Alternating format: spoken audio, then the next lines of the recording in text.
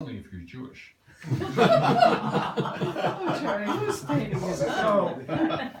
After 68, when I thought I'd done it all and that I didn't know what I was doing, everything fell apart. And I started other companies, Research Media and a Confidence Assurance System, where I hired Andy. Really almost the first employee in 1981. Top performer at Amherst. And over the time, we came to, I had been a guy who was focusing on humanities when I got to Harvard, and then Skinner taught me that you only could study the behavior of the body. He often left that out, but it was just about the body because we didn't know anything about the mind. The mind was a 4-letter word. And then about ideational scaffolding from other psychologists. It was a field that was undeveloped. There were schools of psychology. Everyone had a different theory, and everyone carved out their own creative space and defended it against the 3-letter acronyms from their competitors. They would rather use the toothpaste, the toothbrushes of other theories of the psychology than to use their buzzwords. It turned out that after learning about this whole brain way of thinking about the mind, the lights went off. I suddenly had a view that was very powerful. And then you see there that $5 million lawsuit, just when we'd been teaching at the business school, accepted by Singapore Institute of Management to change the culture of Singapore, adopted by IBM, and IBM called me up one day and said, Dr. Atkinson, we're going to implement the IBM ThinkSign with your course. And I was blown away. But that led to using this approach to build a database learning system with funding from what is now called a platform. How would you put all learning materials in a database so that you could get access to just what you needed, just what you were interested in, what you were ready to learn, but you could control it yourself. And that was a technology play. And we spent $2 or $3 million trying to build that.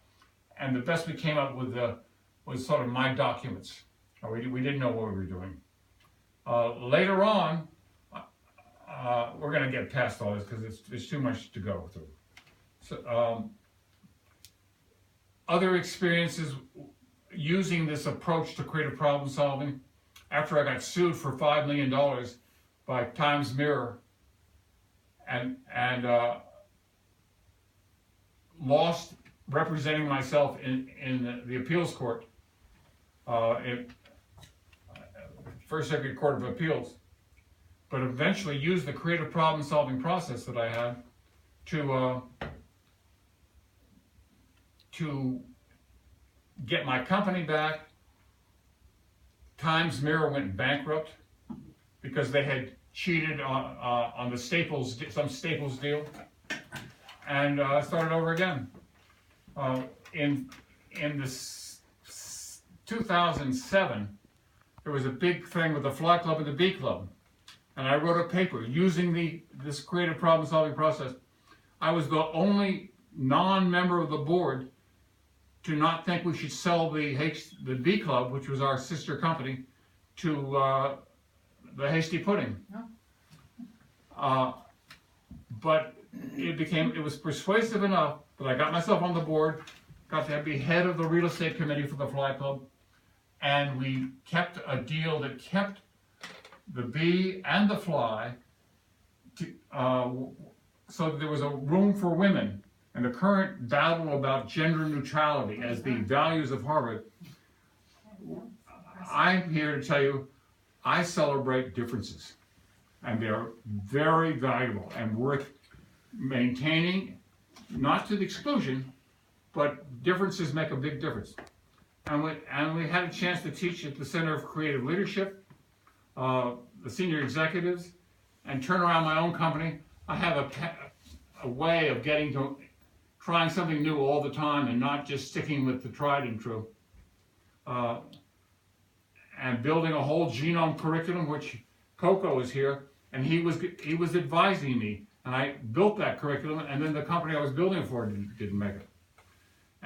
In 2012, in January 31st, Ann Clifton came to a thing I had at the Harvard Faculty Club on how to orchestrate a presidential vision before Obama. And we decided that Obama was the only whole brain character there. And he never heard about what we were doing, but we took all the credit for getting him elected. And you were going to meet with him, as I remember, but before... Oh, I had grand plans always. It never really happened. Except, actually, we heard him in Symphony Hall. So this think sign, which my father came to me when I was 10 years old, 12 years old, and said, Dessau, my Jewish German name, which I'm very proud of, I'm giving you your inheritance. And the inheritance was that think sign up there. And so, in 1992, as we were going under, IBM coming and say, we're going to use your course to implement the IBM things. It was a big deal. The company that acquired us was upper right-hand corner there, or left-hand corner. You see Achieve Global. That was the $200 million company. And here they talk about, I say this because it says they have a 4D architecture. It's not a 4D architecture. It's not even a 3D architecture. At best, it's closer to a one-dimensional architecture because it uses the alphanumeric symbolic language that the Egyptians used. Don't correct me while I'm talking. Tiger knows about this stuff for real, but the Egyptians had hieroglyphics. The Chinese had Chinese characters. I always thought the Chinese characters were hieroglyphics. They were phonetic. Who knew? That's why they call them characters and not... But the alphanumeric symbolic has been the way that the tool has been so powerful that it's brought along civilization and an industrial age, the digital age. But now we're at a point where we're overwhelmed, overloaded with the accelerating exponentially singularity that we're all part of. In 97, I wrote a paper on object-oriented technology in this instructional development paradigms book, and I came in number 1 out of 50 candidates for the best ideas about what instructional development would be in the next millennium, which we're now in. And then that was about the Fly Club. And then I used G. Gordon Bell of Digital Equipment, who invented the mini computer. He had studied with my people the whole brain model and had decided that he could allocate, using a clock metaphor, all the functions of a company around this model. And that as the company went through stages, you could identify what was the appropriate emphasis for that stage. This model is extremely important, and this is how I got it out of the book. The book's in the other room. Maybe I put it on the table, but I should have put it on.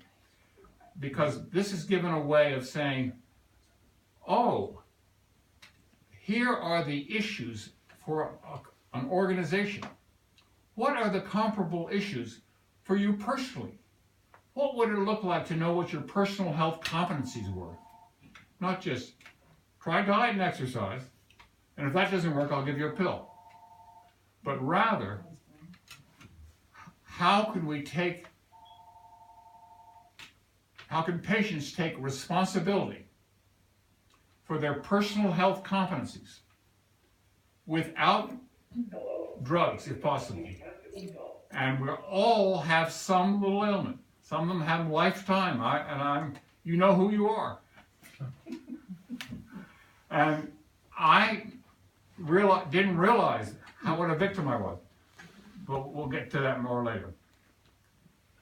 In 2011, and with B.F. Skinner, everything was focused on, since Julie isn't here, I'm going to tell you the truth.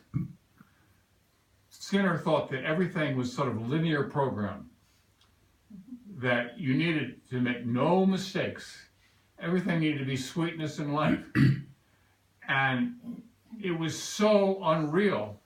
But the products that came out of it could teach things better than anything that had ever been taught before on allergy and hypersensitivity and cardiovascular disease for doctors. It was the best training they ever had.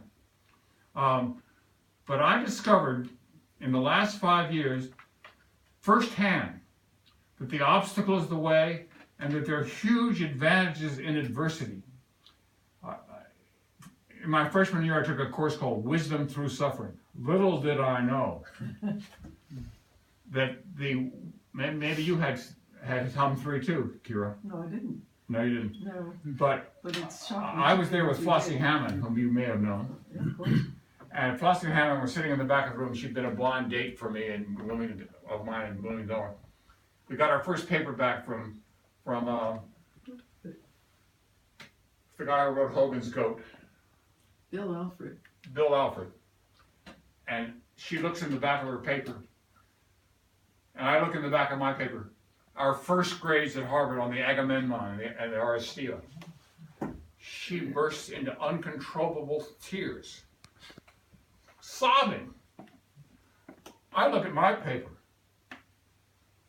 I'm grinning with that trademark shit-eating grin from ear to ear. We'd both gotten C-.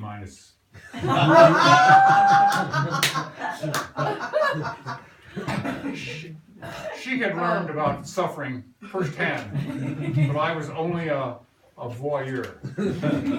Don't try, what a wonderful story. But here's what happened on It's a wonderful December 31st, 2011. I was driving up to Dublin, New Hampshire, Oh, yeah. and I hit the black ice. I went into a tree. The car was demolished. Only one left-hand back was possible, and I used my problem-solving creativity to get myself out of that piece of junk. Ooh. And got to the New Year's Eve party for my granddaughter on January 1st, 2012. 9 months later, 8 months later,